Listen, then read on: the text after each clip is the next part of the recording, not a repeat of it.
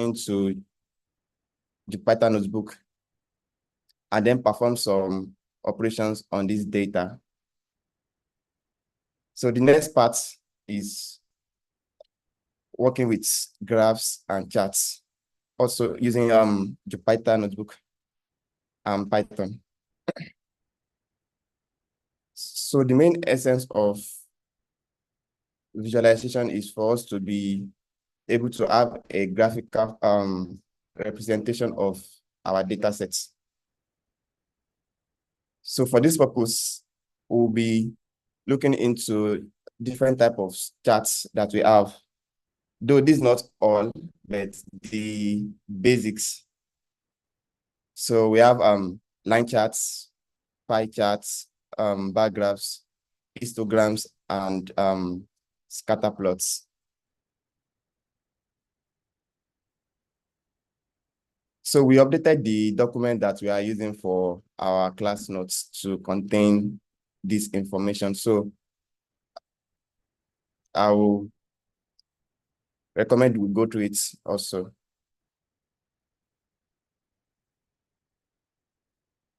Graphs in Python have some key components, the same way we have it everywhere, whereby we can give our graphs a title. We have the axis, the x-axis, and the y-axis. So let's quickly go through each title. This gives a clear description of what the graph is. Just like we have a title for this document here, in book and study notes. So whenever we are plotting the graphs in Python, we can give it a title. Then talking about axis, we have the x-axis and the y-axis. The x-axis is the horizontal line and the y-axis is the vertical line on the graph.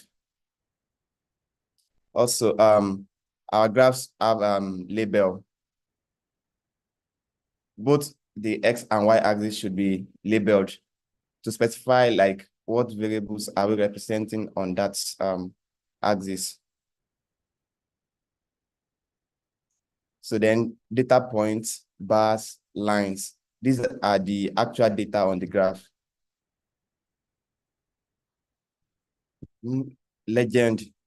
Legend is more of we trying to put a label on a particular variable so it can be easily understood. Then scale. When we are plotting graphs on, let's say, y-axis, we have scale, maybe from 0 to 10, or 0 to 100. So it's the range of values on each axis.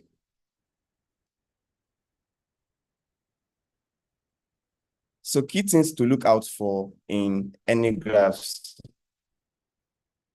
Number one thing is clarity. So whenever we are plotting graphs, we must make sure that our graphs is very clear, because that's the whole point. We are trying to represent our data, so with the graphs. So we need to make sure it's very clear. And then accuracy. Always check that graphs is not misleading. For example, a graph with an uneven scale on y-axis can exaggerate or hide differences. Here, example, this is a scale, 260, 280, 300, 320. So it needs to be accurate, these numbers, to give our graphs clarity. Trends. So whenever we see any graphs, most times we'll be able to quickly bring out some insights in the graphs. For example, you can see here on this graph, it shows that sales is moving as the dates is increasing like months. So we can be able to bring out some insights by just giving a first look at the graph. Then outliers. Sometimes there are data points that fall far outside the normal range of, let's say we are collecting a data for salary, and on our data, right, most of the participants, we have from 0 to 100 as value. Then we have one particular participant that's having a value of, let's say, 1,000. This particular data is an outlier. So using graphs, we can easily figure out this kind of data on our data sets. Also, comparisons. Graphs are great for comparing data sets.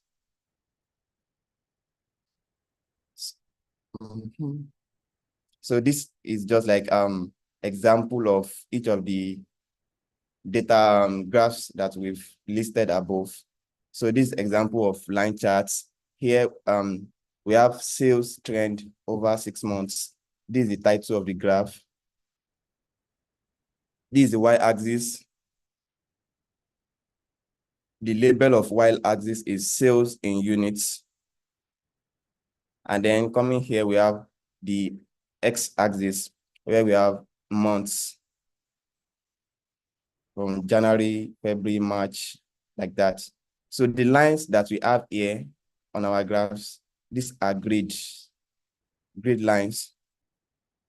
So whenever we are plotting graphs in Python, these are the basic things we'll be looking out for: the title, the x-axis label, y-axis label, and then sometimes scale. Maybe we want to edit the scale.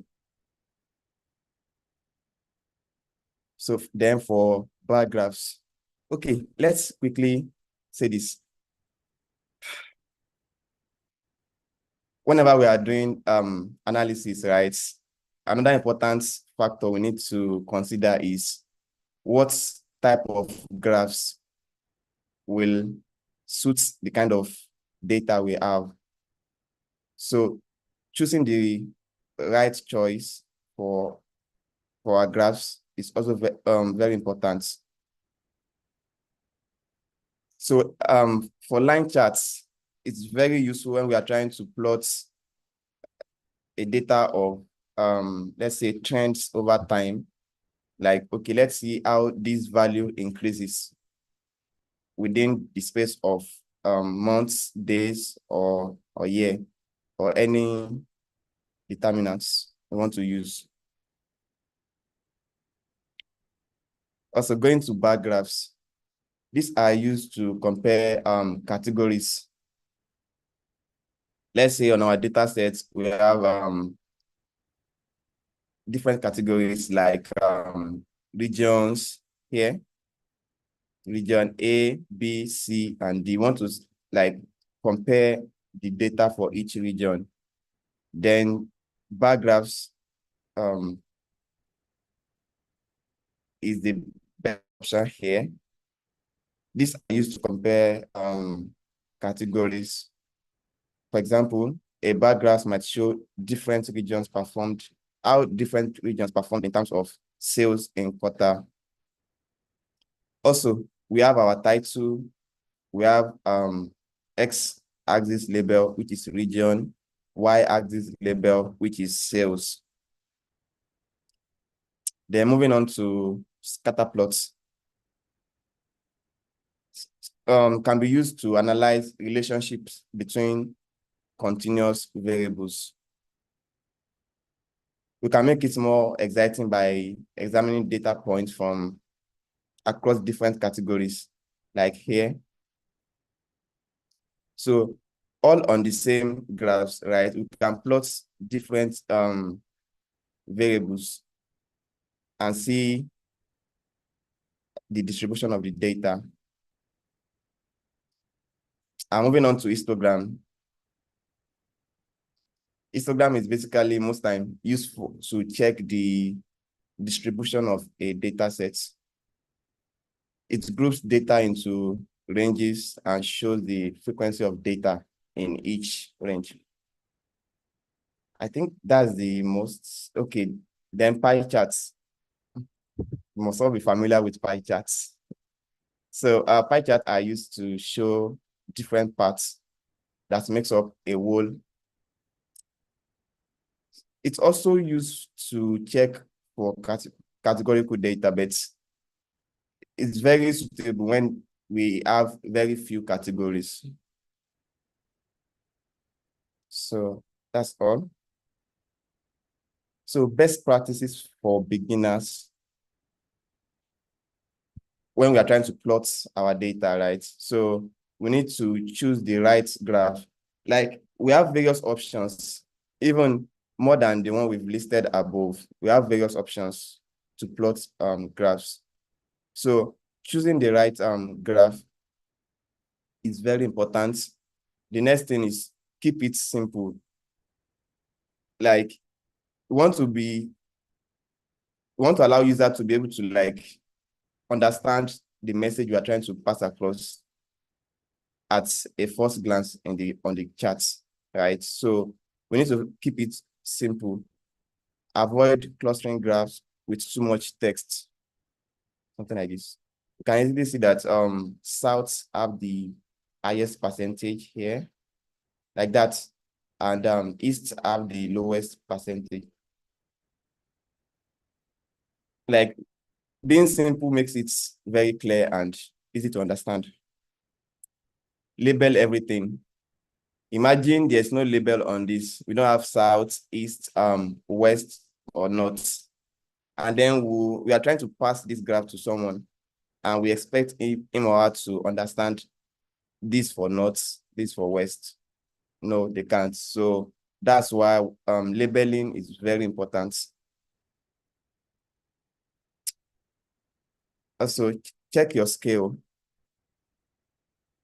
Sometimes we need to check our scales and make sure it's correspond with the actual data we are trying to visualize. So this is the scale, as I've mentioned before. Here it's 0, 1, 2, 3, 4 on the y-axis, and the scale on the x-axis, 20, 30, and so on.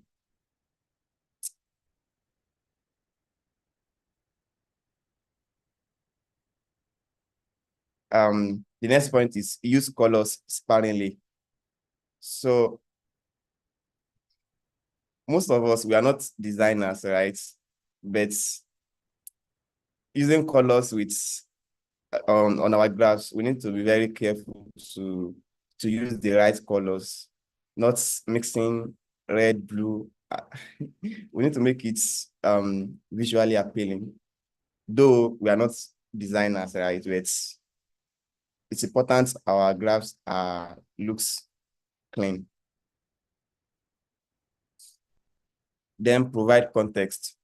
If your graph is part of a report or presentation, always provide context to explain what the graph is showing. So, right, the major point of having a graph is for us to be able to generate a report. So we need to be able to create or provide context for our graphs. And then the next part is just about me trying to provide some code sample for us, like all this theory, like here. So next part is just about providing some code examples, which we will also check out. So this is the library we'll be using for Python, right? We have two major libraries that we might be using for our visualization, which are Matplotlib and Seaborn. But for the purpose of this course, we'll be using Matplotlib. There are other libraries, right? This is just like a choice for now. So let's go to our notebook.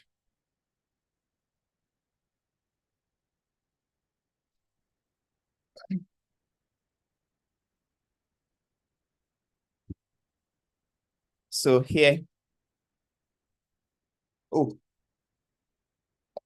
after we are done with these graphs parts, we'll go back to our previous classes and make sure we'll do revision, and then if there is any question, we ask. So this is where we stopped in our last class. And then we are using the same data. So let me quickly run this back. So I'm trying to import the data and then repeat the process.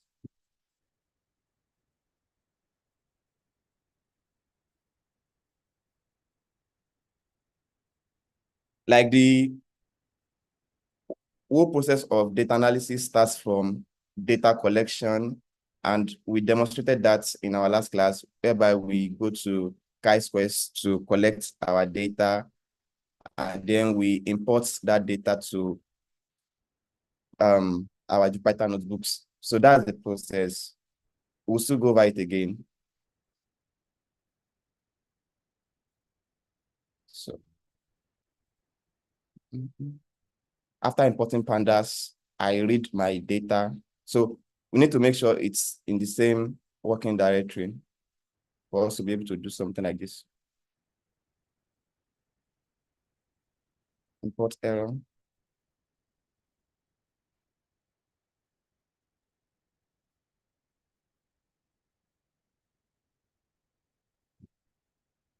So let me quickly do this.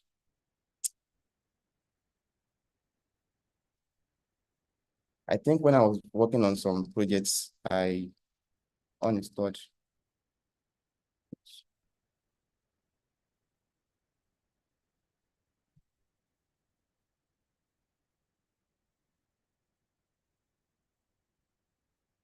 Try again.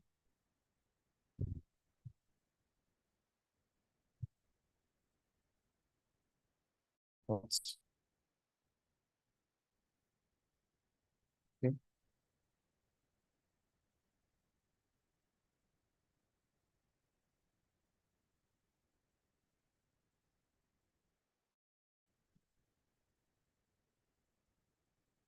So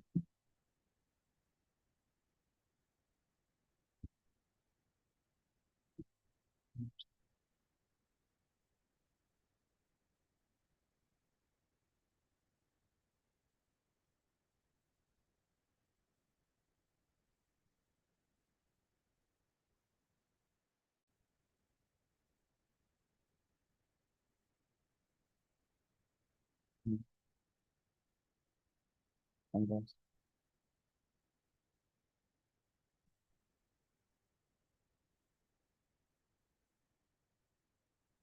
I'm trying to resolve some dependencies, please.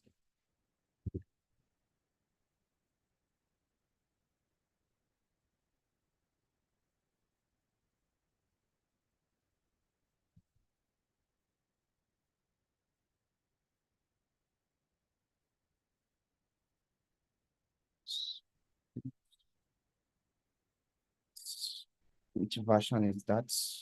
3.1. Let me check again. So let's see.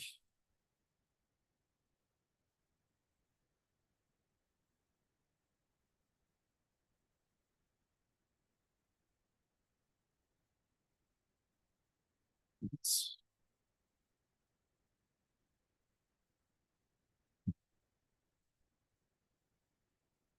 boom. Let me first uninstall.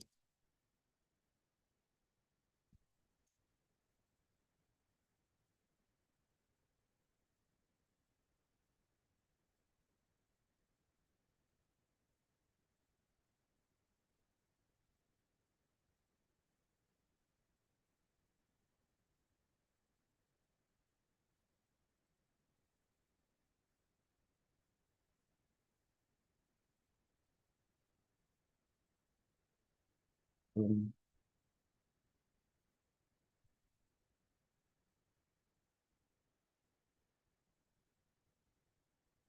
Please give me a few minutes to quickly resolve the dependency.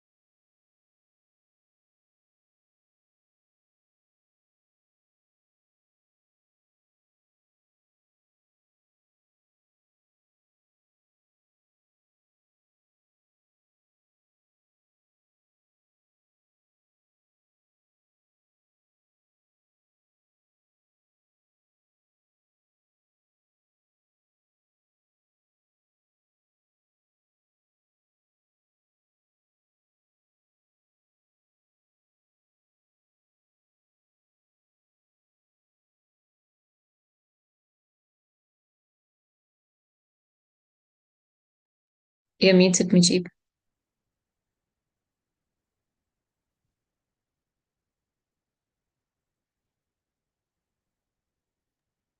Sorry, I was speaking before. Please, few minutes.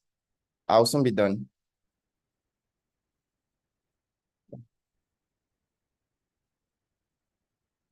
Okay, I think so. Okay, all right.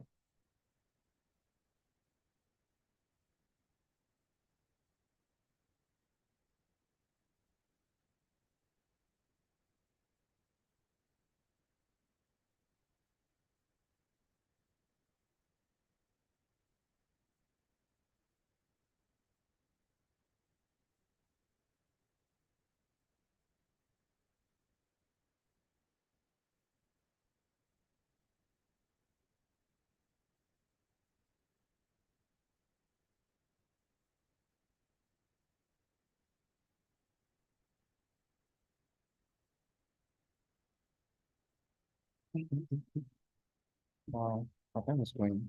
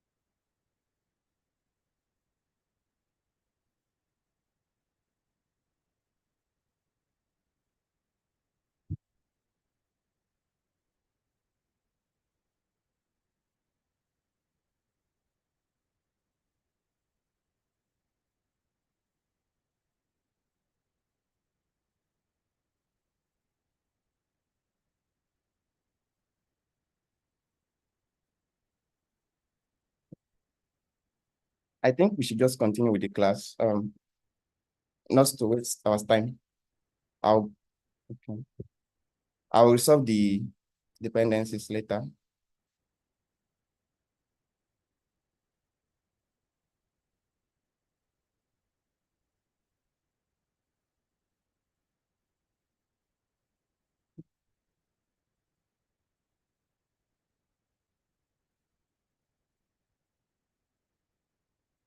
So I think today it should just be theory. In this part here.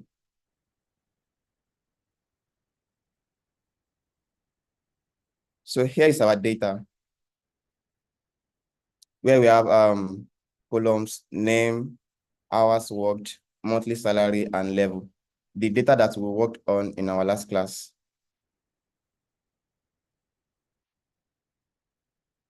So to use Matplotlib, the first thing is to import the library here, and then as alias PLT. So whenever I want to use this library, we just need to call PLT.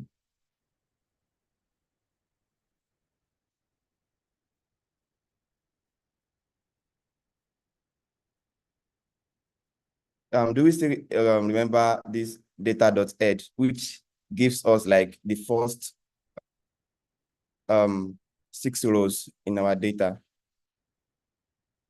Here we have column name, hours worked, also as numeric data, monthly salary, also as numeric data, and then level, which is a categorical data.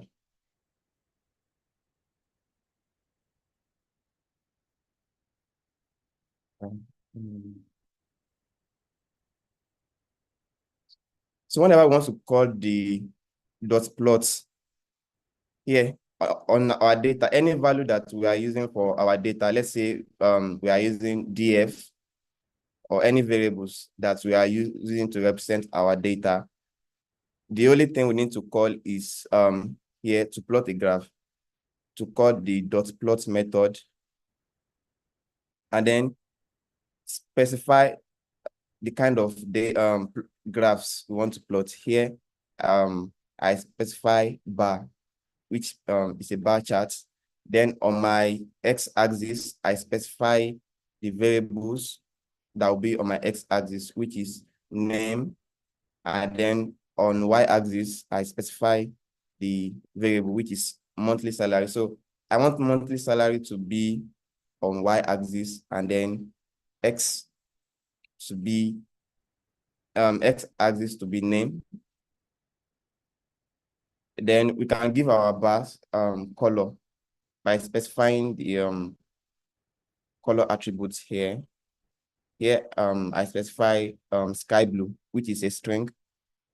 I can change it to whatever color I wish to use. And then here we can specify legend. Here is legend, which is monthly salary, the continuous variable on these graphs. The basic things here is that we specify the kind of charts we want to plot. We specify the data on x-axis and y-axis, and then maybe color. These are optionals.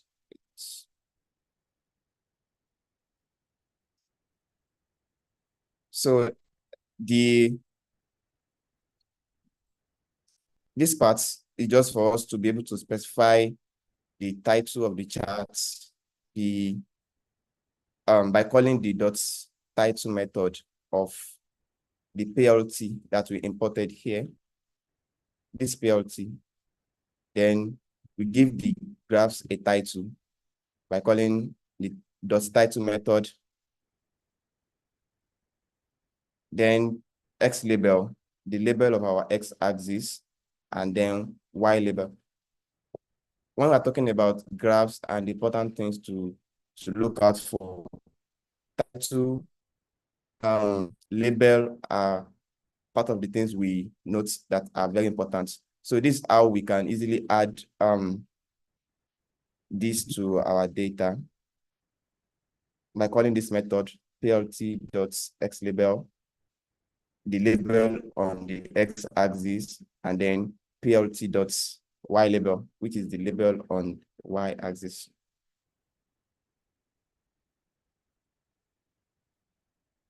So for the other graphs, majorly what will be changing is the kind of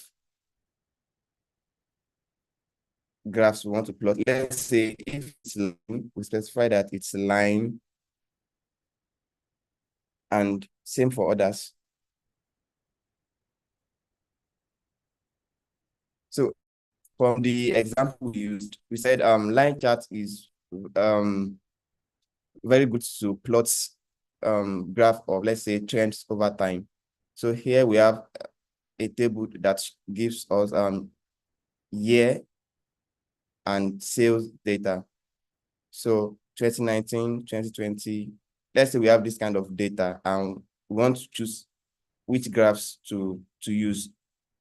With this kind of data, line charts will work very fine. So it's very suits for line graphs of trends over time,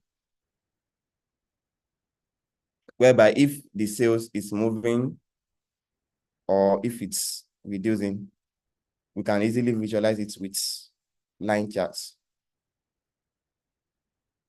And then same as we have for bar charts, we call the dot plot method.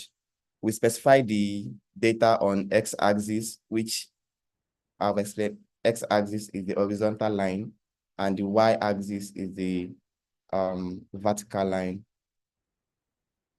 This is the legend, this is the title, sales over year.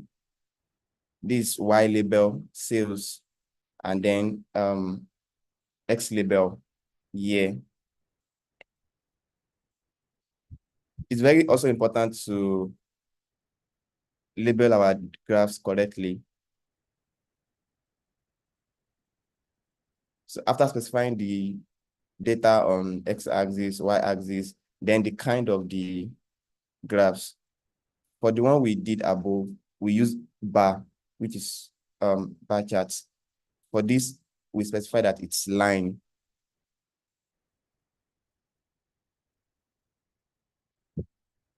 And then this property, it's also optional.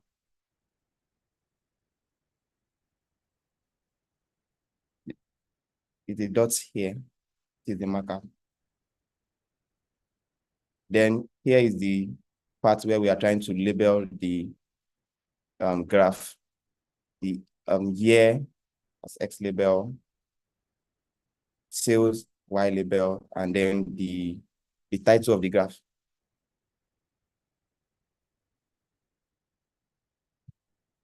So before moving to pie charts, what I did was that I grouped the data. We already have label field, level field here, senior, junior, and let's say intermediate. So what I want the bar chart to show is that I want it to show like the sum of hours worked in each level. Let's say for junior, I want to add every hours worked by junior staffs and then add every hours worked by senior staffs, and then use the pie charts to visualize this. So to do that, I think we practicalize how to use dot group by here. Yes, something like this. So where we have junior, 7, mid-level, something like counts. So what we did there was sum. We add the data together. Okay, dot sum. So for junior, for middle level, and for senior. So this is the graph we want to plot.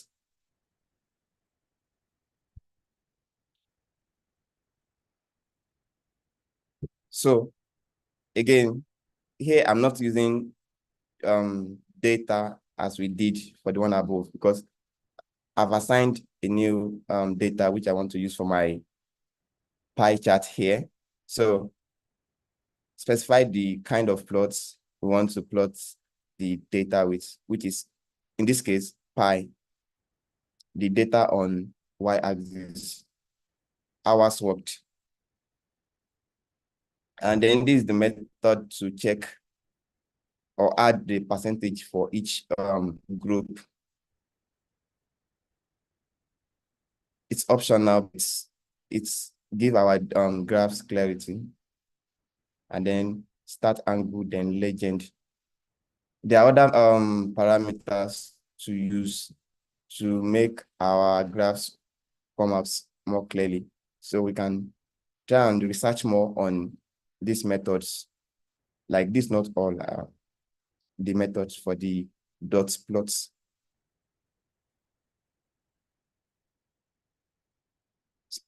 For these graphs, I don't need Y label. So that's why I specify PLT dot Y label to be empty string, and then just the title of the graph, PLT dot title. I think now we are getting familiar with the Matplotlib methods, dot title, dot X label, dot Y label. And then for histograms, I want to check, let's say I want to check the distribution of monthly salary, like frequency of data on monthly salary. So here I call that column monthly salary. And then the next thing is to use this method since we are trying to plot histogram. Specify the binary 5 color. They are optional, but depending on what we want to plot and how we want it to come out. The next thing is to specify the title, X label, and Y label.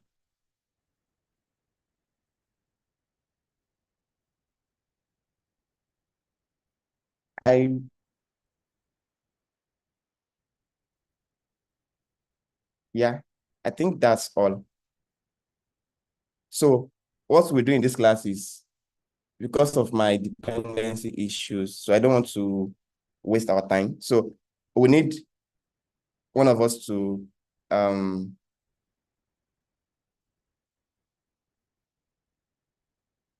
volunteer to share their screen. Maybe we can then practicalize this for today's class. And that way we can do the revision together, not me just moving through my system. I think what's the time? We have like 1 hour to go.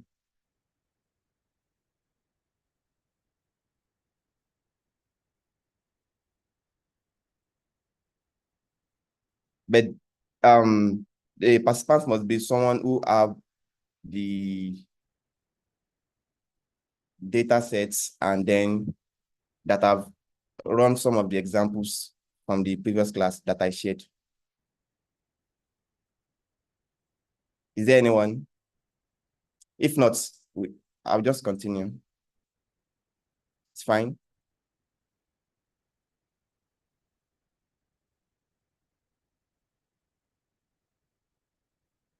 Oh, there.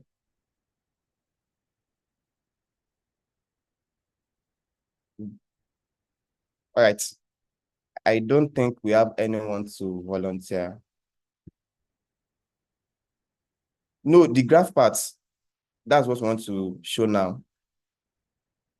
Once you're able to practicalize the example of importing the data sets in your notebook from our previous class, that's just the requirements, not you having these plots. If not, it's fine.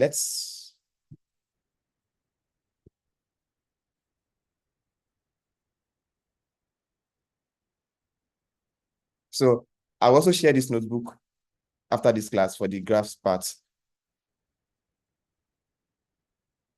Just that I'm not able to use pandas now. I need to resolve some dependencies, which I will do maybe after this class.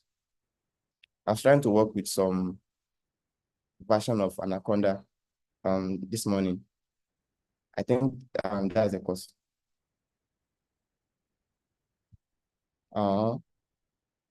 Right. So the next part is for us to go back and then do revision of all what we've done from first class to this class. And please forgive me, is the Matplotlib part clear? It's very easy. I think it's just like 4 steps for any graphs you want to plot for basics, right? Import the here, import this library here, step 1, no, the previous steps is for you to collect the data, then process it, right? So the first steps I'm saying now is not including that. So import the data, call the dot plot, specify the kind of plot you want to use, then that's all.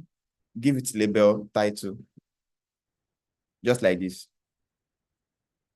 I think everyone should agree with me. This is very simple and Python makes it very easy. Specify the kind of graphs, give it title, and then give it labels. So let's go back. It's always good to like go back and see what's wrong, what have we achieved so far. So I think our first class was to install Anaconda, which I believe at least 80% of the class are able to do. And that's the most important step to me, right? Because the other parts is just like can be done at your own pace, right? Once you have these tools, anytime you are free, you can just come here and then start working. So I think that's the summary of our first class. We try to install Anaconda and then open it. Let's demonstrate how to open it again. If we are not able to demonstrate how to install. So we come here, Anaconda Navigator, we open it. After opening Anaconda Navigator, then we launch our notebook. Now we'll be seeing it as something very straightforward. And I can remember in our first class, Well, that's good. So the next step here is we talked about Python comments. So in Python, if you are to write a comment, comments are not part of the code. They are just to provide some basic explanation about what you are trying to do. So, and then in Python, to say that something is a comment, we need to put hash in front here, and then write any message you want to put there.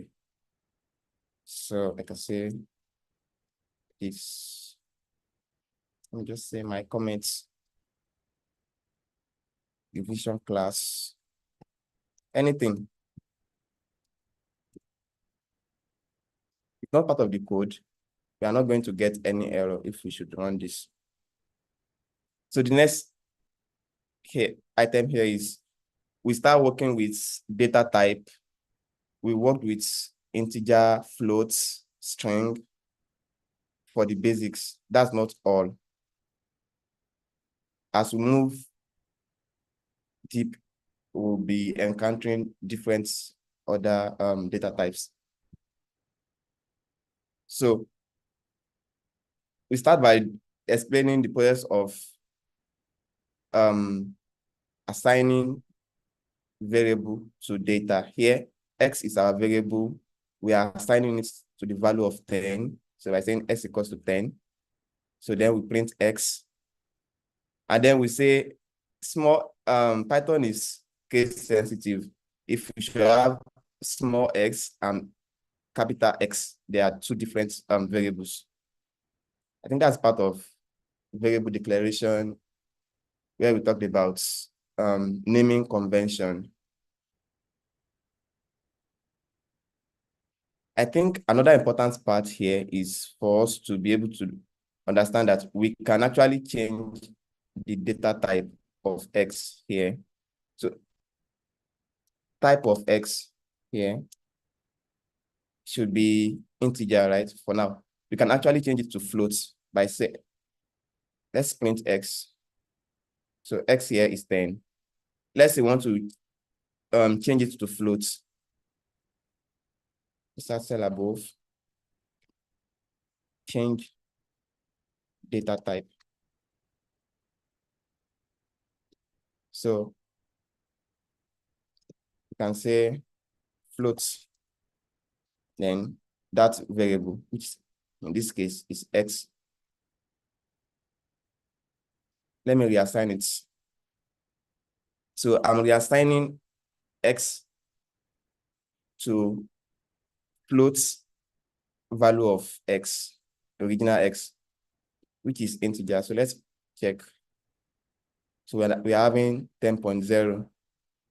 Also, if the same thing goes for float data type, if we have a float data, we can change it to integer by putting ints in front. I think I'll just move on now. Float data type. Here we use floated data type when we are trying to work with numeric with decimal value. Start cell below. So, and we can also change the data type of float also. So in this case, right, the value of f is 10.3. So let's say we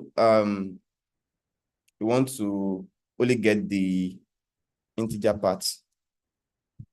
Change floats to, as a data analyst, right, we need to be able to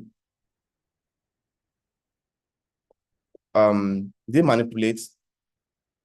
Yes, we need to be able to manipulate data to suit whatever analysis we want to do. So let's say we're having float data and we actually want to work with int data. So can just change it by saying int f. So instead of having f as 10.3, we'll now be having 10, I guess, right? Then we move on to basic arithmetic operations in Python. our normal basic arithmetics, addition, subtraction, multiplication, division. So you can easily do that in Python also, but first we need to define our variables. Here, X and Y, 10, 5, then here. Just as we have it on our keyboard, plus sign to add X and Y together, subtract, multiply, and then division. I think that's straightforward. Then moving on to working with string data type. We define the data. There are various operations we can perform on string data. I think the operations we can perform on string data are way more than the operations we can perform on numeric data, because we can check the casing, we can split, we can replace. We have whole lot, but I don't think we're able to cover every part, but this is just like a basics. We can try on our end to go and check more on operations of string. So, but for this class, we check the formats, change from upper to lower, from lower to upper. So let me just on this. So after this revision, if there's any question, we'll quickly go through them. Oh. So here we discussed about comparison operator, the exactly equals to, not equals to, greater than, less than, greater than or equals to, like that.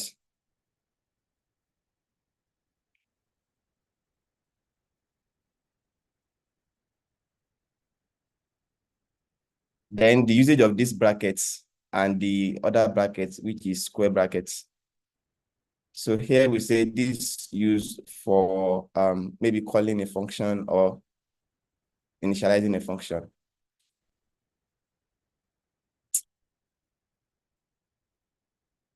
So we want to check here, is 1 exactly equals to 2? The answer will be false. Yeah. 1 not equals to 2. What we're trying to demonstrate here is how to use comparison operators. So here, our name is James. Then we are trying to write if statement that if name is using the operator exactly equals to, as we use it here, to check if name is exactly equals to James. I think these are basics. Most of us will be saying this as child's play now, which I'm very happy to know about. So then we particularize using this example of write an if statement to check if k is greater than 10. And then if k is greater than 10, we add. But if k is not greater than 10, then we subtract.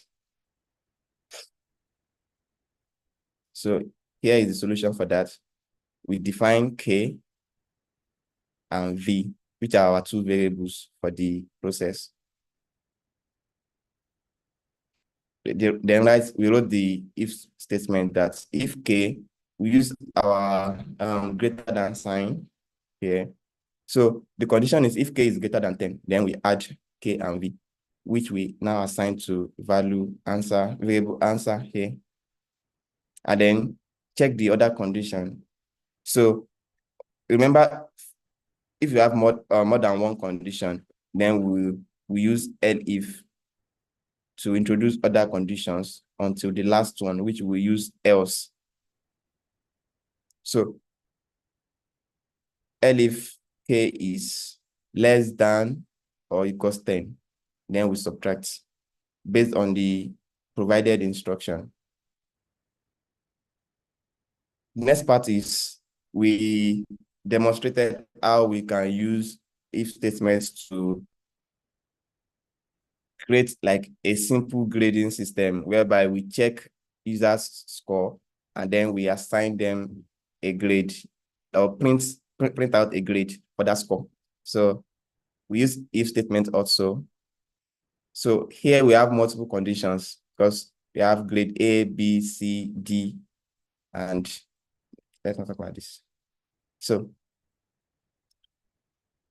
writing if statements is like this, write if, the statements are like the condition.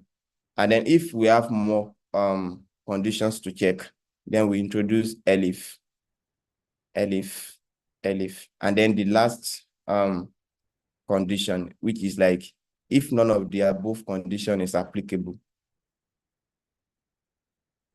that's when we use else.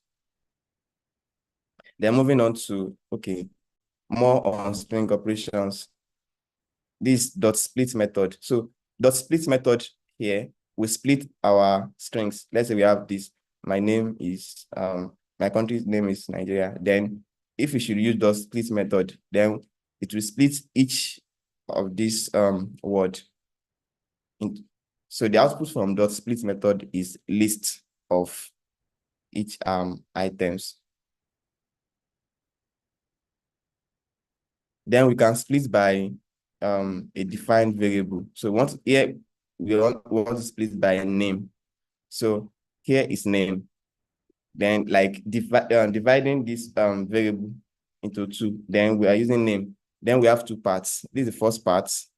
If we are to split by name, then this is the second part. Here, first part, and then second part. So then we can split by comma. After splitting, we said the output is list of each items. Then we can try and assess using list indexing by checking the first item on the list. To assess item on a list via index, we use square brackets. So from our previous class, we said that 0 is the first index, 1, 2, 3. Not like if we should put 1 here, 1 will be picking the second item. So here, the first item is Paul Adere here. So that's why we have it here in our output. I think, yeah, we have .find, .replace method for, let's say we want to find a particular string, can use .find method, can use .replace. There are various other methods for string. So then we move on to creating Python function. This is another important aspect whereby we can create a single function and then call it multiple times. And then we explain that to define a function, we use this keyword def, and then we give our function a name.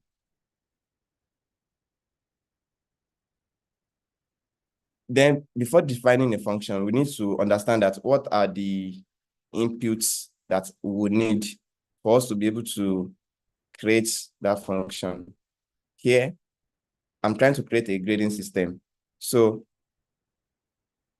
I would want to now think that what are the inputs that I will give to this function for it to be able to perform what I intend. So then we have name as the inputs and score. So in this case, we are expecting each, let's say, student to provide their name for us and their score. So it's just like the example we showed above. We write our block of code and then let's run this again. So here, we also talked about how to take user inputs. Not every time we'll be saying, okay, X equals to, or Y equals to, or name equals to. sometimes we might want to create a system that takes in user inputs, right? Okay, please enter your name, please enter your score, and then we then pass it to our function. So this is the function name here. We copy anytime we copy this, and then wherever you want to use it, you paste it. So let me run this. So enter your name. I like James. So after typing anything inside our input box, the next thing is to press enter key or return key on our keyboard. Here we have another input, which is score. So let's say score is 23. James, you are not serious. Good. Then we get our output. Also, we talked about list data type. We said we define list by square brackets, and then items in the list are separated by a comma, where we define name, Abayomi, comma, Musa. Since this is string data, that's why we are putting it inside this quotes here.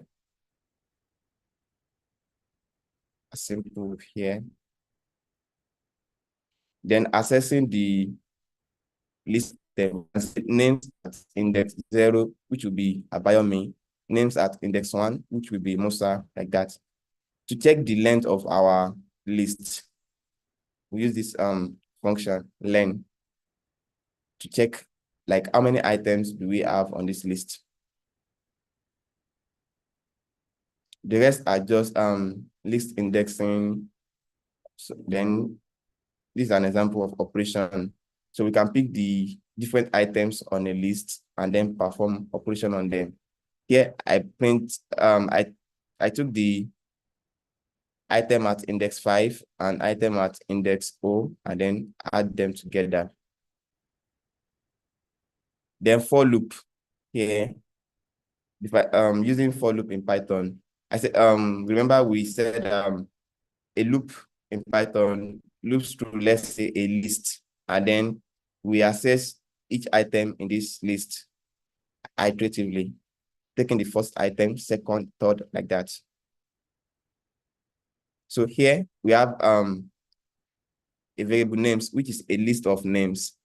So we say for name in names, and then we print each name. Names is our list at the top here. And then we look through that list. If there's any operation we want to perform, then like, let's say on each of these names, if there's any operation we want to perform, then we can do that. Let me check, will this work? Okay, let's say I want to change it to upper. Let's say new name equals to name dots.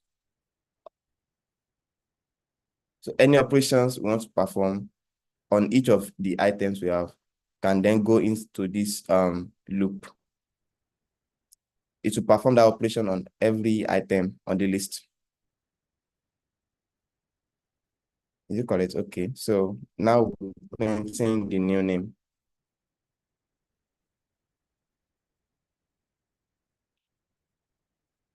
This is also another example of for loop.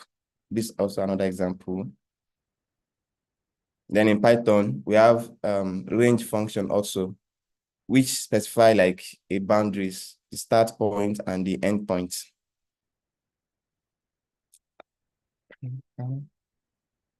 Then we demonstrated how we can use range to print number between a boundary.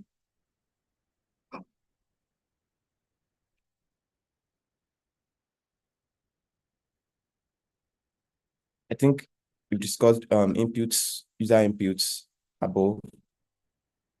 Adding, this is just simple addition, x plus y, something like that.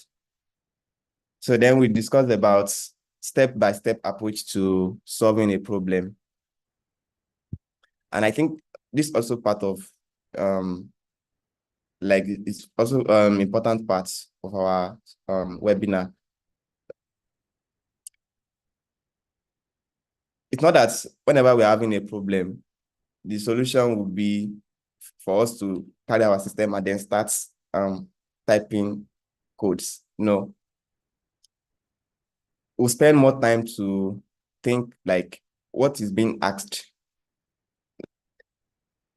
If anybody should give us a let's say a task, right? As someone who's just starting with a new language, it's very important for us to actually understand what the problem is. Me, I believe that if you should understand what the problem is, coming up with the solution will be way more easy than you not understanding the problem and just start typing. No. So first, understand the problem. Let's say the problem is about generating like a title. I want the title. Let's say we are able to generate the title, which is a string data, but let's say the ask is now that we want the title to be, let's say, in a particular format, let's say in uppercase, lowercase. So it's after you understand that problem, then you can, okay, I can use my Python code to help you solve that, right? So after understanding the problem, the next step is to break it down into smaller chunks because some problems might be complex, very, very complex. So break it down. There's no joy in overwhelming yourself. So then after breaking it down, you can then write code for each piece. Then test whatever you've written. I'll quickly skip these parts. Just a revision on list, data type, and indexing, checking the last item on index.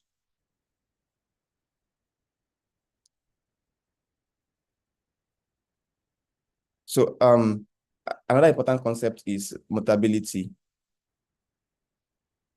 We are not really able to like go in depth to list like that. But maybe in our next session. So actually in a list, we can actually change, let's say apple is our first item here. At the long run, we can decide to change this apple by saying, okay, apple, no, we want to change you to let's say orange. But there are some data type that we cannot do that. We cannot first define it and then come back later and say, sorry, we made a mistake, we want to update it. No. So that's just the basic concept of mutability, like being able to change a value. So here we have string, floats, Boolean, tuples. These data types, they are not possible to, let's say, for example, we want to change the value of 5 to 10. No, it's not possible.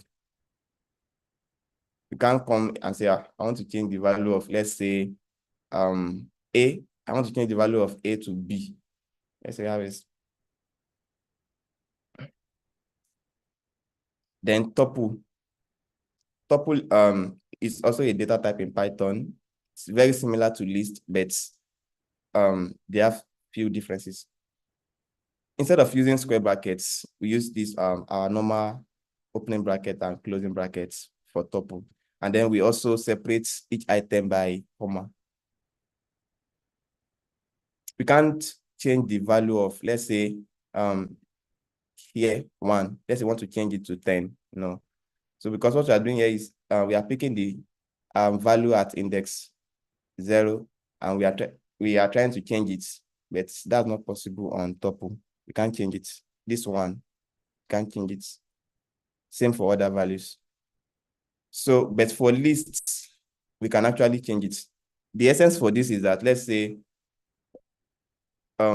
when we are doing our own practice, we might need to change or update the value on a list. So let me quickly skip through this. And then our fourth class.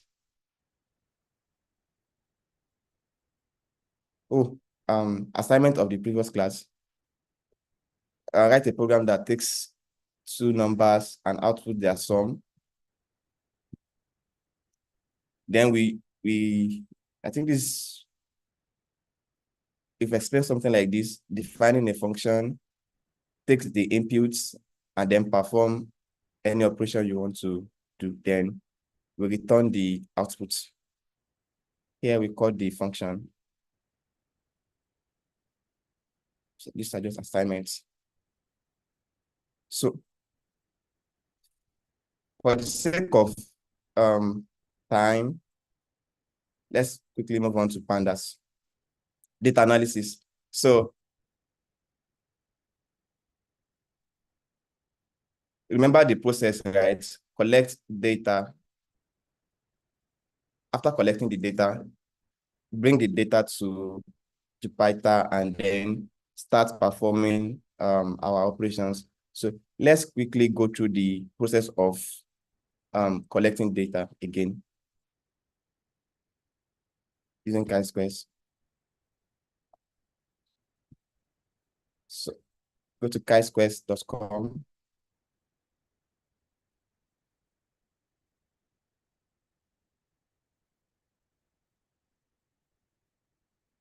Then log in. This is a platform that we can use to collect data, and then after collecting the data, we can download the datasets and then start analyzing. So to create a survey,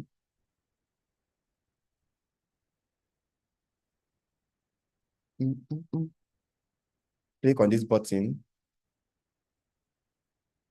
start new survey. But let me quickly show you how I got here. Log out. So after clicking on this login button, bring us to this page. If you are a new user, you create accounts. If not, you can just log in.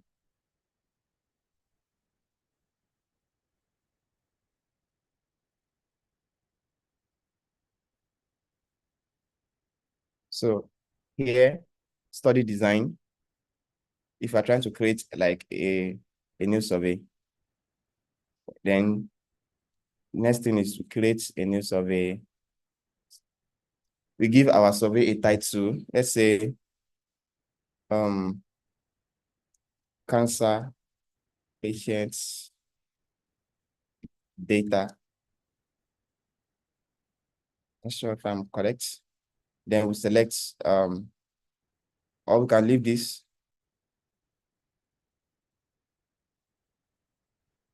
Let me try and see if we're able to get some data by giving our projects aims and objectives.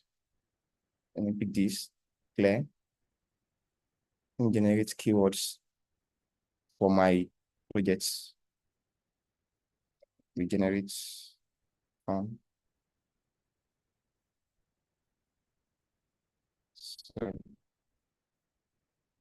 select this and clear, create new projects.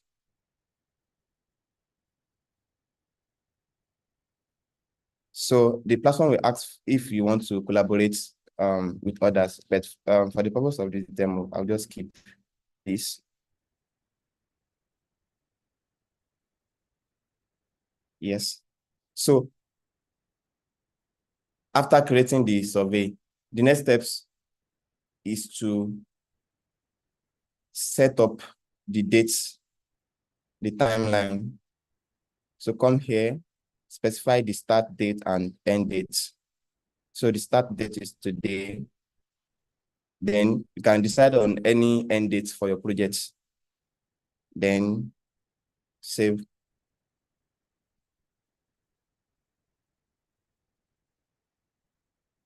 Also, before coming here, another important thing to have determined is the type of variables you want to collect data for. Let's say you want to collect data for age, you want to collect data for anything, right? So you need to determine that and then create a question for that. So if you don't have a question in mind, you can use this AI builder and say, let's say I want to collect data for, let's say, 5 variables. Generate.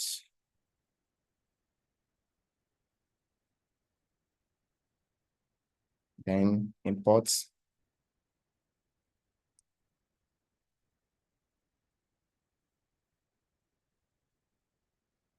So the next step after this is to review the questions from AI and then check the labels. After then, the next thing I would need you to do for you to be able to collect data on Chisquares, launch the survey and then share the survey link. Let me practicalize that because that's our webinar project for us to collect data using Chisquares platform and then import it into the Python notebook.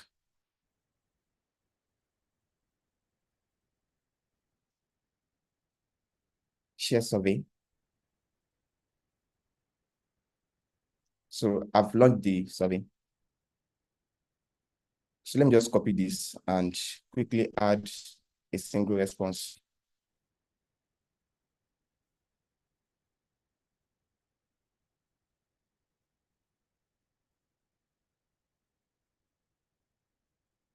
That's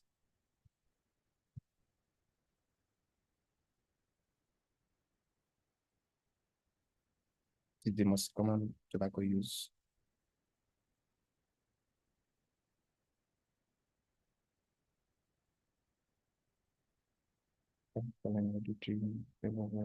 So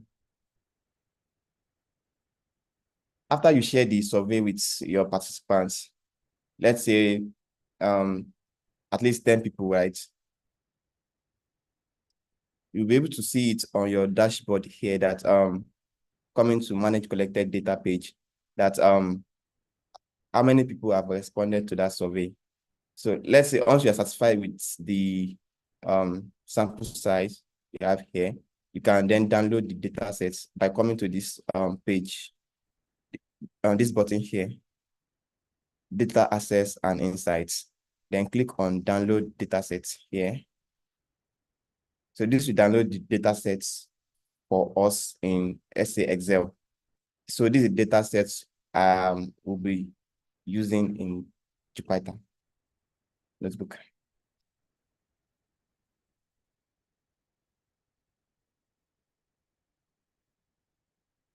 So I have dataset 14.xls. So the next thing is for us to then go to our download folder,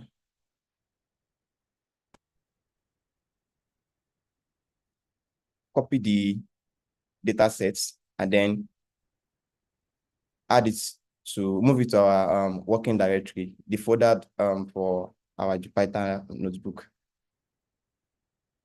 For me, I'm using a folder on desktop. I think let me search Python webinar. With this, yes, this folder that I'm using. So what I will just need to do is then paste that data set here. Then I'm good to go.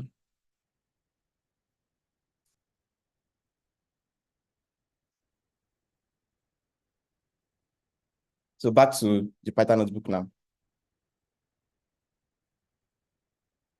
To use Pandas, we import the library, import Pandas as PD. This is just like a sample, like creating data frame from scratch. But in this case, we want to import a data. So we use this method, pandas.read Excel, and then the dataset name, the file name. Then we can check the first 5 rows. So for the datasets, I have like numerous columns. So we don't necessarily need to start analyzing all the columns. Look for the desired columns for the analysis. Hence, column that starts with X underscore. So no, don't use this method, this manual. We can filter our data by selecting column that starts with this. Then I have these 3 columns. Then here, the actual label I want is to have something like name, hours worked, and monthly salary as my column names. Then using the dot split method of string, we can split by here underscore. So that's what we did. I created a simple function, rename column. That's my function name. It takes in the column name, and then it will split by underscore and take, the output from split method is list. Then we are taking the item at index 5. This will be item at index 1, index 2, 3, 4, and then 5. So we use that to create a new column. So we have a new column now for our data. Then we check our data distribution. We check the technical summary of our data frame. From this technical summary, you can see we have 49 entries and 3 columns. For the first column, its D type is object. The second, hours worked. The data type is floats, and monthly salary. The data type is object. So for monthly salary, what we do next is we try to create clean it for us to have floats data type also. So these are just basics data cleaning process. So we check the data for monthly salary, and we see we have some SA string, and none. So I quickly explained regex. Regex is used to, it's a sequence of characters that defines a search pattern used to find, matching, and manipulating text. Regex has search method, find method, and match method, replace, like that. And then meta characters, if you specify /d on regex, we are matching any digits. Dot matches any character. If it's /w, we are matching any letter or number, and so on, like that. So I quickly created a simple example here. We have this string which has some numbers in it. So we can actually use regex to extract the numbers on these strings. So by specifying /d, which means we are trying to match any digits. So then we call the find method. We are able to extract the numbers out. So that's what we are going to apply to the monthly salary, since we have some string data and we only need to extract the numbers. You can decide to use another method, right? There are various methods that can be used. So this is how we apply the regex. str.replace. We specify to match any digits. So if it's not this anchor tag, specify if it's not digits. So if it's not digits, like if it's not number, replace it with this empty string. So we call dot replace method. So if it's not number, we are replacing it with this, which is empty. So then we'll be only left with numbers. Then the monthly salary is now looking a bit clean, but we still need to replace empty string with mp.nan, which is same thing as nan here. And then we change the data type to floats. For monthly salary, we change the data type to floats. You can change data type to integer, to string, and others. So checking our summary back, you can see the monthly salary now is also in float data type. So and then we discuss about accessing data in a data frame. So there are two key methods, the .lock and the .ilock. So the .lock method is taking the index. So if I should say data.lock at index 2, I'm taking all the data at row 2. So here, something like this. I'm taking all the data on this row.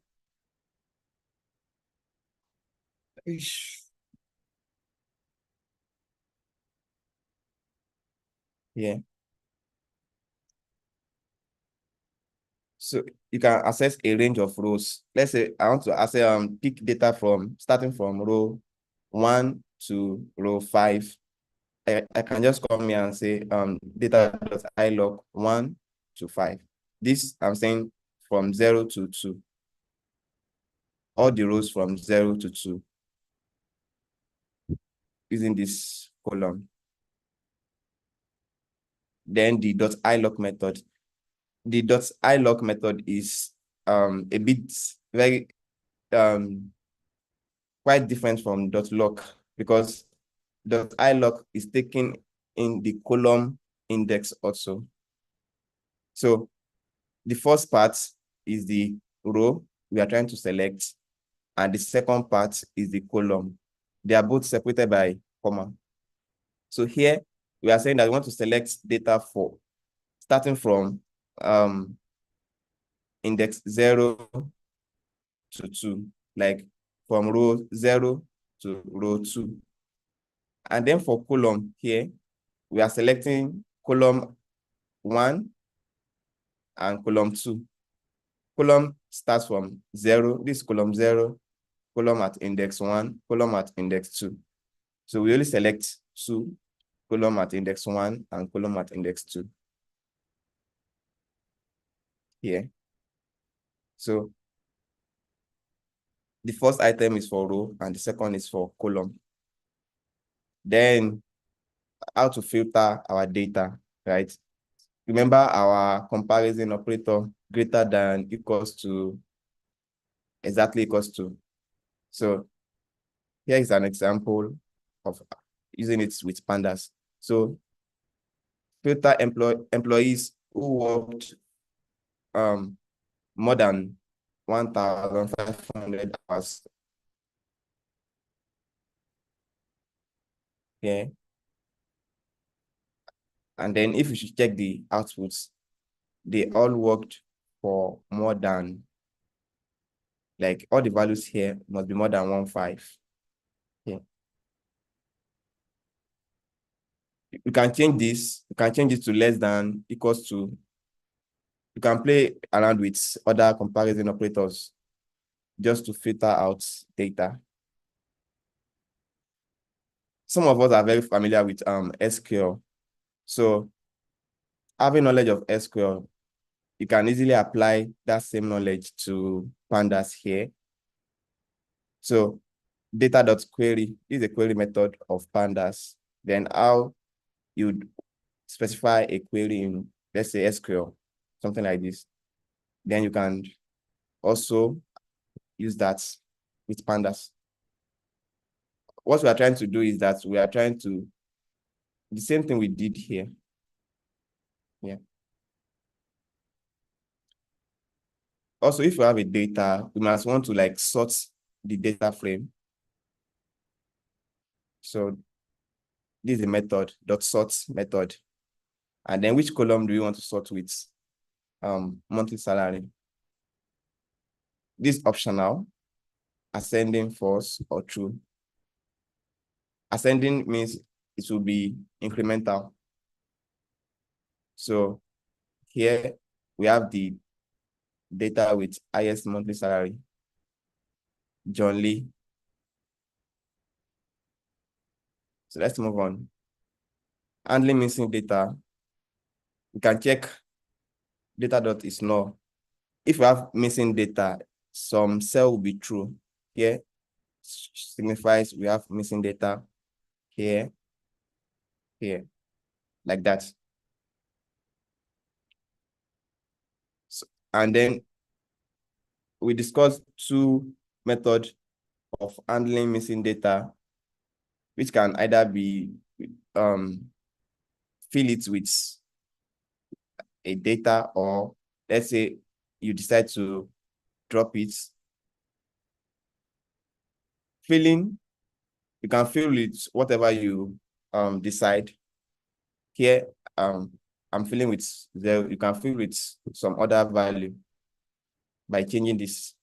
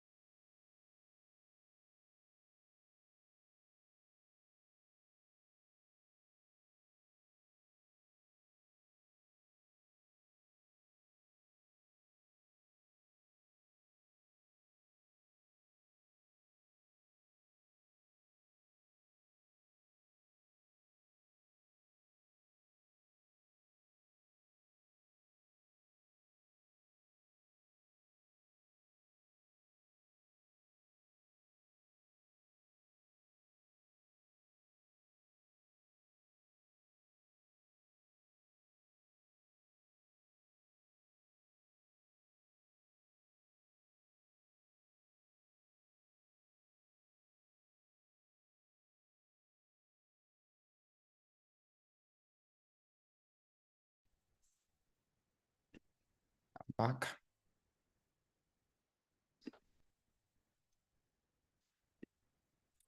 Yeah, so I think we stopped here. For this, we try to calculate the mean of two columns, which are hours worked and monthly salary. So here we get the mean for that column and also mean for the second column. This part is just for us to know that we can actually create another custom column based on, let's say, some predefined or custom defined functions. So what I did here is I define a function that classify salary, it takes in integer, which is salary, and then checks if it, for this, if it's greater than 3.5, we say, okay, senior. If it's greater than 2.5, we say mid-level. Else, if both of these conditions are not applicable, then you are junior. So we use the dot apply method with it. Yeah, dot apply. Then the name of our function. Yeah. Then the group by method. We can actually group our data by a particular column. The next step here, I try to group by level and then count each staffs on each level. Count by name. Yeah. So junior level, we have 7, mid level 2, senior 14.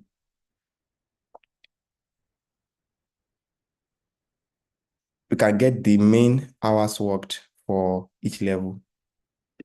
So dot main. So for junior, the main hours worked is this. For mid-level, this main hours worked, and for senior level. Yeah, then we move to today's class. So I will open the floor for questions and discussion. What's the time? Yeah, 5:38. All right.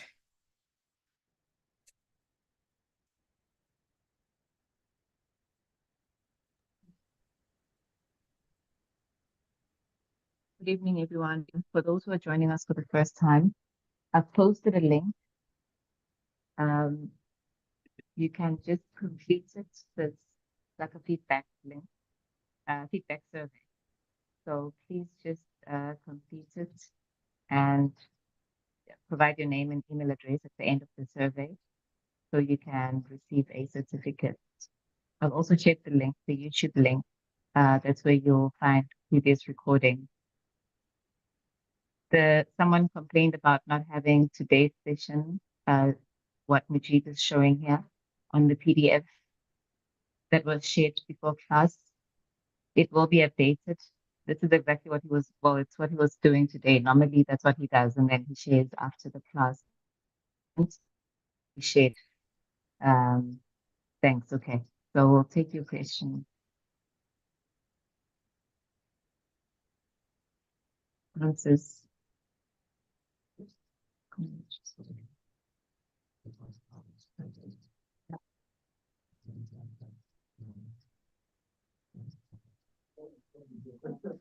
Yeah, well done, Mujib. I can see the stress that data analysts, when they run into problems that you are going through, it's a good experience. Well done. I really encourage your skill.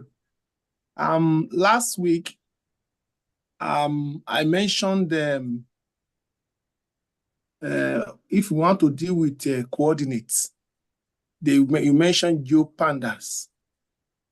So please, if you can share the link, I'm not saying you should do it now, so that once you know how to, except the operations are different, once we have if there is a cookbook or whatever information you have, because I majorly deal with spatial analysis.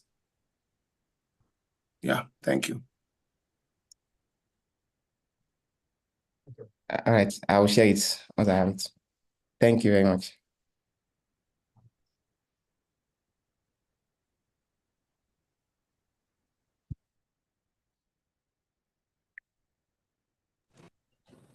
Hello, sir. Hi. Yeah, this is Sean, please. So I'm just wondering, it's like you are giving us the Python handout in pieces.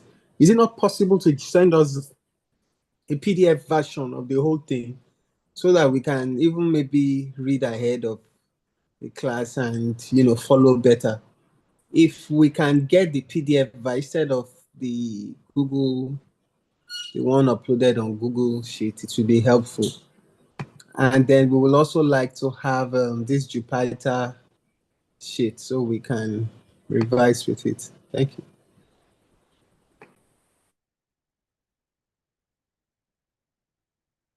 It will be shared. Thanks. Hello, sir. Can you hear me? Yes, we can hear you.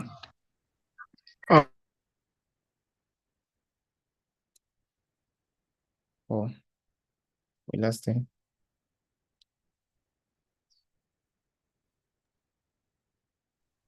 Jude. Hi, thank you for the session.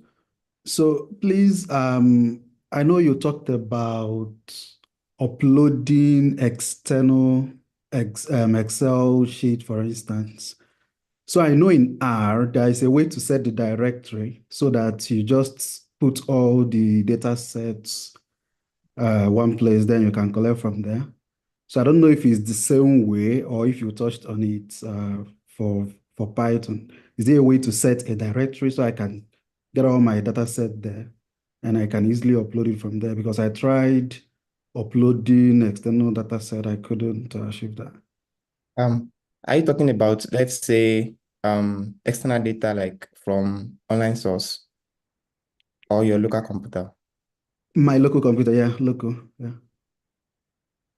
Yes, you can copy that directory and use it, but it's quite tricky. You need to set the directory very well for you to be able to read it.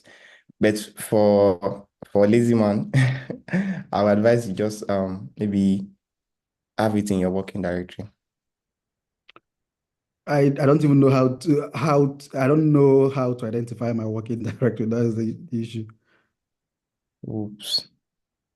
Mostly, if you check this, for example, we have localhost, notebook, Python basics. So if on your end, let's say you have desktop download, so that you can know that okay, it's inside your, let's say, download folder. I'm not sure if you're getting my point. Yeah.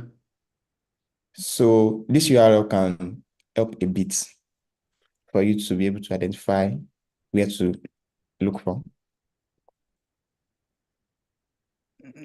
Okay, so though mine is just showing the Python basics, which is inside the Anaconda Jupyter notebook. I don't know. I just tried it now and it's showing me what I created in the Jupyter notebook I launched from Anaconda. So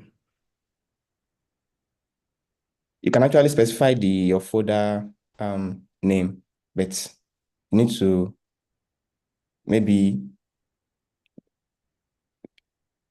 do some other findings. Because if you're not setting the directory very well, you might be getting errors. all right, that's fine. Thank you. You're welcome.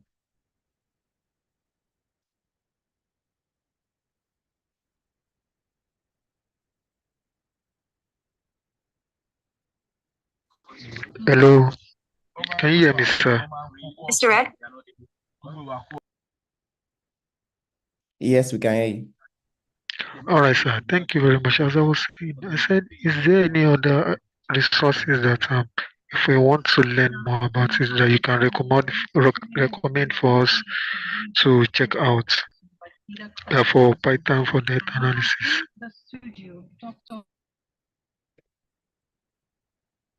Yes. What I would recommend is for and this on a general note, right? So for everyone, I understand some of us might not be really that comfortable yet with using Python. So what I would recommend is for us to familiarize with these basics, which we've covered some parts, but there's still more to it, right? So we complete that, and moving forward, after understanding the basics, we need to start using libraries. And for this webinar, we're able to use 3 libraries, though not in depth, right? So Pandas, NumPy, Matplotlib. So these libraries, they have documentation link. So what I recommend is check out the documentation, read about it, know how to use these libraries to some extent, and then mostly maybe reading documentation about Python libraries. So get the name of the library you want to use and then search online and say let's say Pandas, and then put documentation at the end. So that documentation will give you will serve as a guide.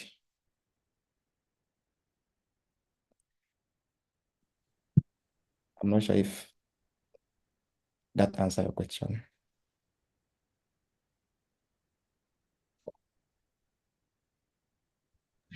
All right, sir. Thank you, sir.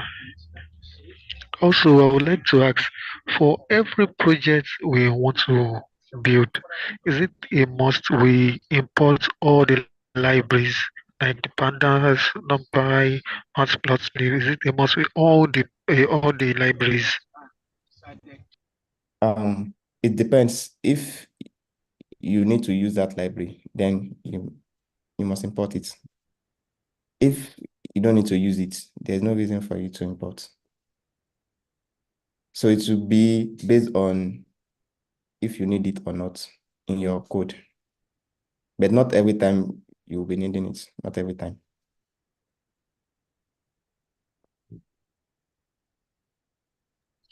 How do we know when we need a particular library for a project, sir? So for example, when we want to plot graphs, right? So that's when we know we need to use the library. So now I want to plot a graph. To plot that graphs, I need to use Matplotlib. So it depends on what you want to do. Then that will lead you to which library should I use. And you have varieties of other options also. So, and let's say you want to perform data frame operations, then you know that, okay, Pandas can offer you that. So it depends on what you want to do. You will be fine.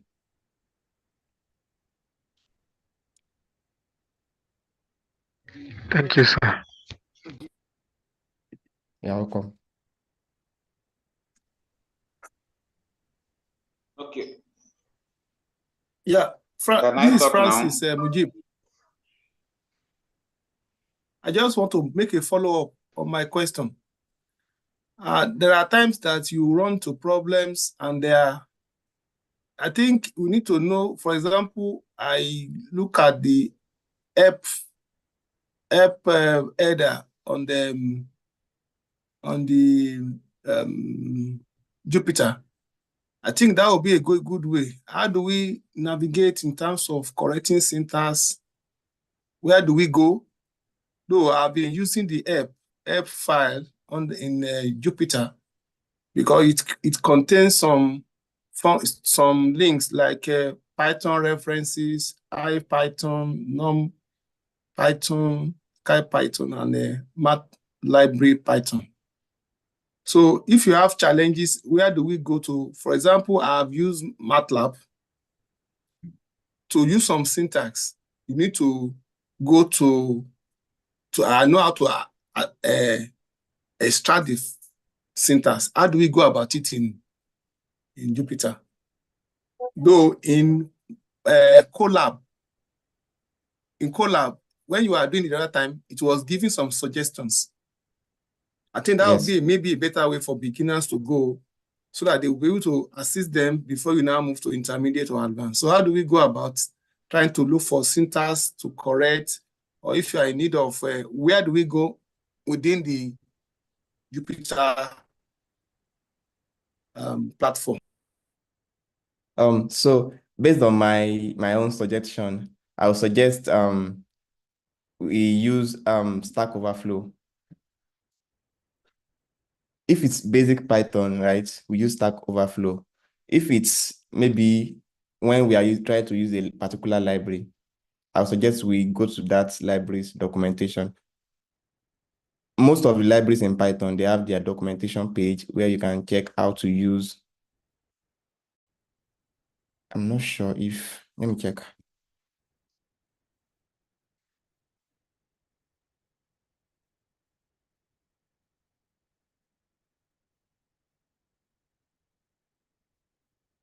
Let's say I'm trying to use plot method of Pandas.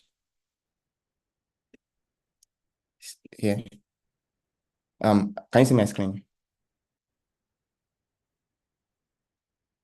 Yes, I can see it.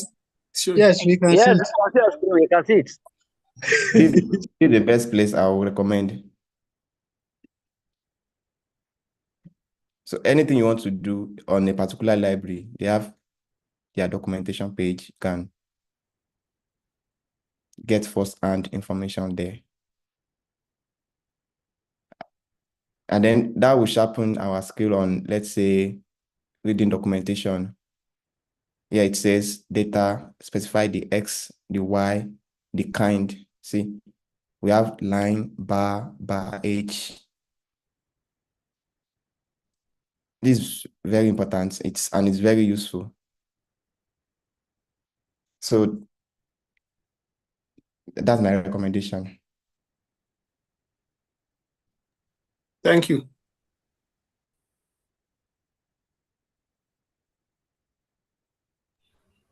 Hello, Mojib. Hi. Can I talk now?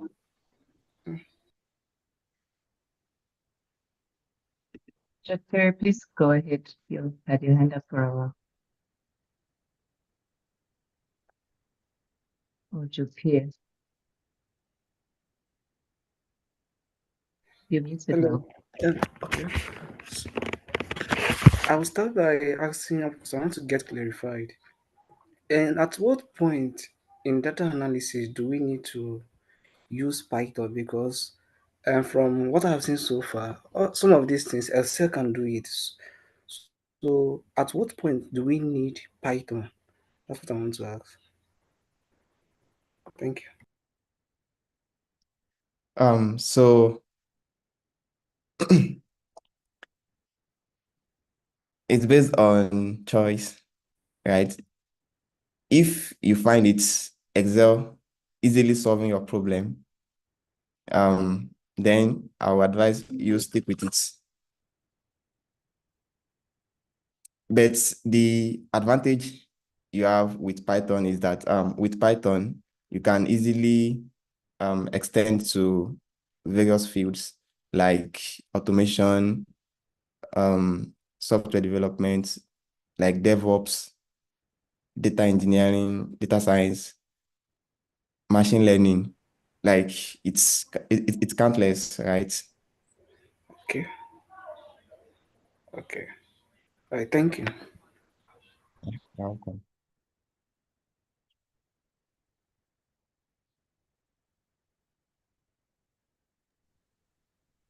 House.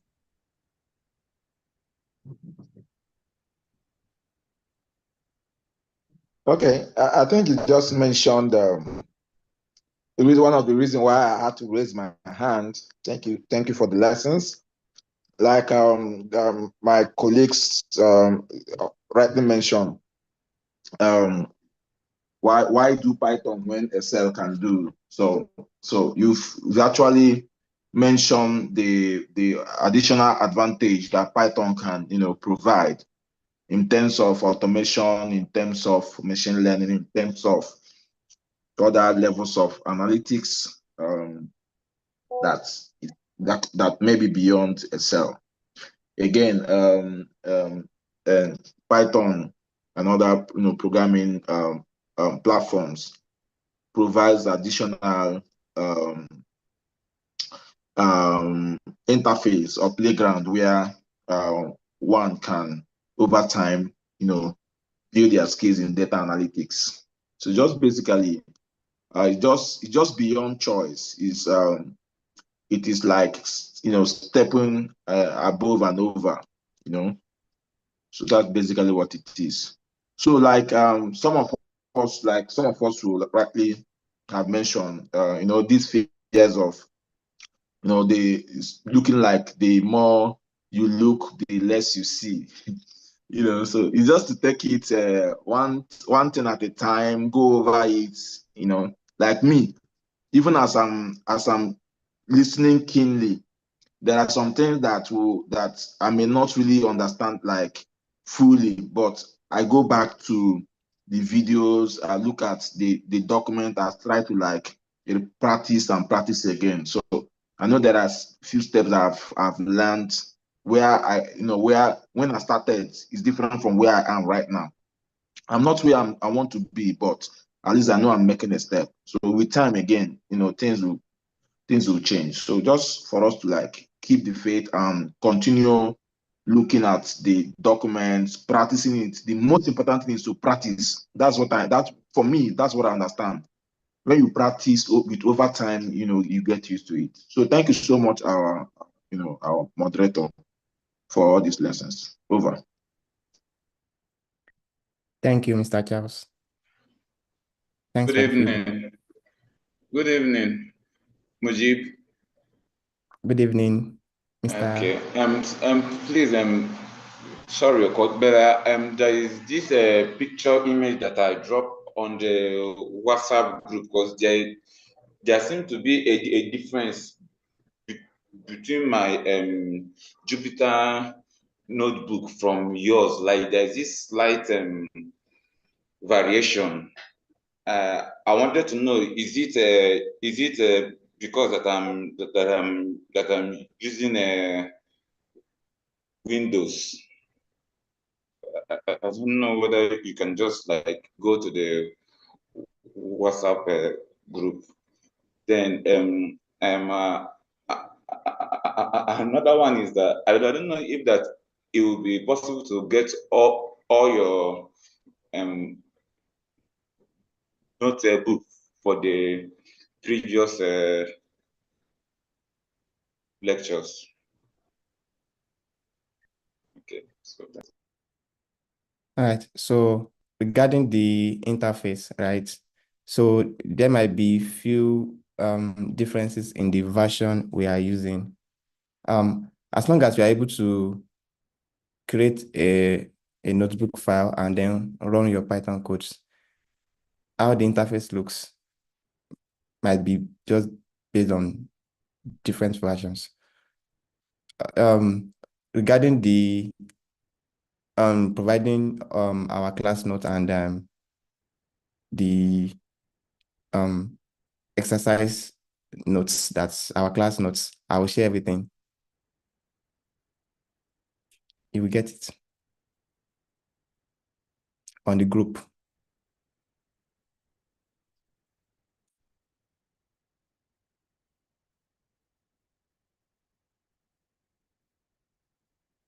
So any question? Jupiter has had it. Okay, the hand is down now. Everyone, let's follow Mujib on LinkedIn. Show him support. He's very kind, and he will assist as we all try to master Python. Thanks, Meliswa. And those of you who are not following Chisquares yet, please follow our page so you can stay updated. We will have more of these sessions when Mujib is available. He is very busy at the moment, and we have to stop here for now. But as soon as he's available, we will continue with the session.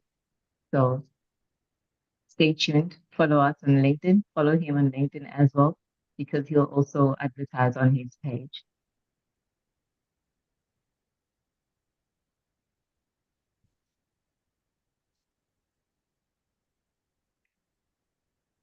All right. Thank you, everyone. It's a special thanks. A special. Sorry, I'm coming. A special thanks to Chisquares team, Dr. Agaku, Ms. Longile, and Odrayo.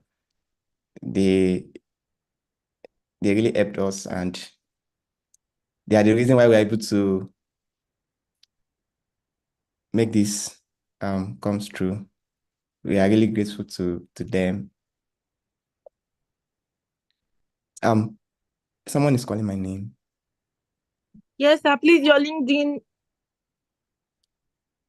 It's on the chat.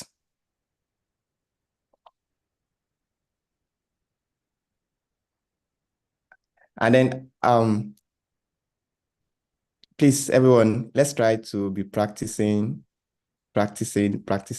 Though we might not be very good at it at the moment, but there's always a starting point, right? So doing it for 3 months, 4 months, 5 months like that, then if you should look back, as someone mentioned, that looking at what he's doing now, like, and how we started, like, there's changes, right? So, and that's how it is actually.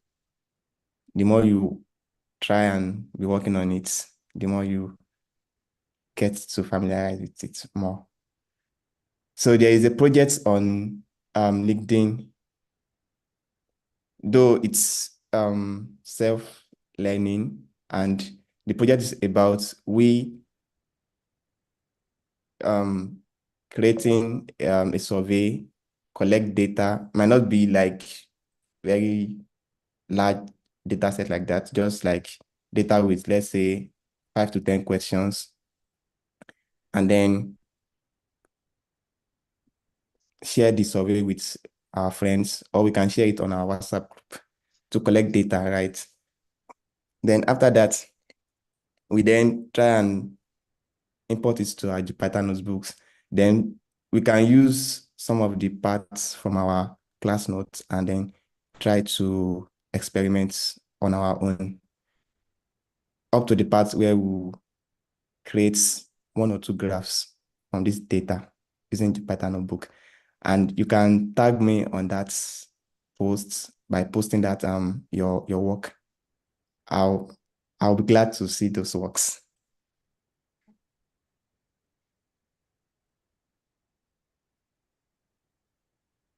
All right. And also, as mentioned before, we might be organizing some sessions later, but for now, quite busy. But definitely, we'll organize some other sessions.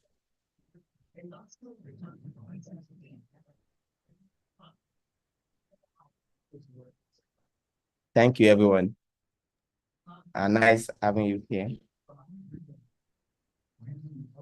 Thank you very much, Richie. Thank you. Thank you for your patience and everything. Thank you, sir. Thank you. Thank you, Moji. Thank you, Longile. Thank you, I hope everybody.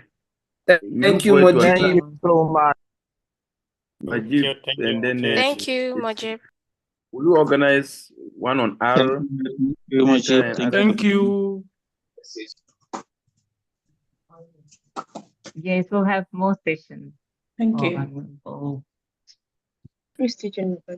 You've not finished Python, you're talking of R. I wonder. Allow the Python to swallow you first now. Allow the Python to swallow you first.